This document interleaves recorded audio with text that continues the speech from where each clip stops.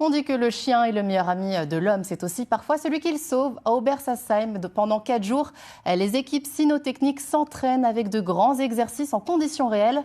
Des hommes et des animaux qui ont pour mission d'aller à la recherche de personnes disparues ou ensevelies lors d'accidents. Stéphane Gaudry et Paul Thierry les ont suivis.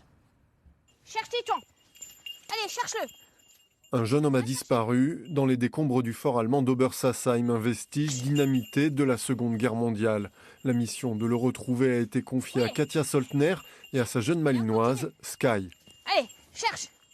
Au milieu du chaos créé par les blocs de béton, la jeune chienne saute, grimpe, se faufile et surtout renifle à la recherche d'une odeur humaine, quand soudain,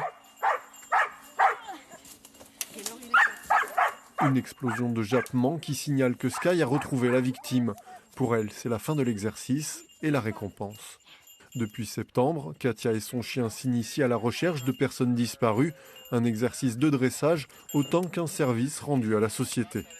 C'est la complicité avec le chien qu'on développe, je pense, et se rendre utile, ouais, effectivement, parce que des disparus, il y en a beaucoup en ce moment, et souvent on les retrouve pas vivants, donc ouais, pour aider, quoi.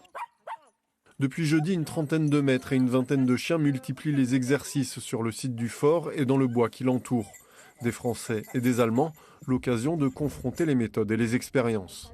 Le but, c'est de réunir toutes les personnes qui font du chien de recherche pour travailler les techniques. Donc, chaque association a des autres techniques de travail. Donc le but, c'est de se réunir, de faire travailler tout le monde et puis chacun apprend de chacun. Et sur ce site, maîtres et chiens sont confrontés à des conditions bien plus difficiles que sur leur terrain d'entraînement habituel.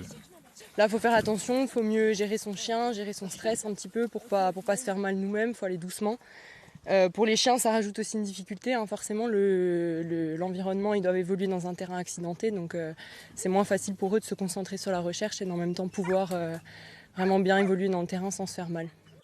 Tous ces chiens et leurs propriétaires sont des volontaires civils qui se tiennent à la disposition des autorités.